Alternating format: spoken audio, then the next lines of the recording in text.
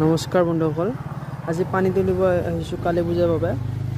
সেইটো কাৰণে অলপ ভিডিঅ' বনাই দিলোঁ।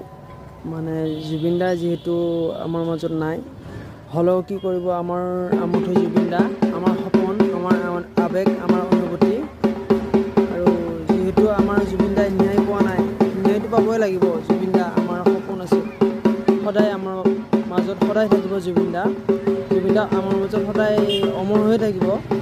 আৰু জুবিন দাই ন্যায় পাবই লাগিব, নহ'লে যোনে যি নকওক জুবিন দাই ন্যায় পাবই লাগিব। যিমান মন্ত্ৰী MLA হ'লেও যি নকওক, জুবিন দাই ন্যায় পাবই লাগিব। সেয়ে কথা আৰু সেইটোৱে জানো। আৰু মই জয় জুবিন দা।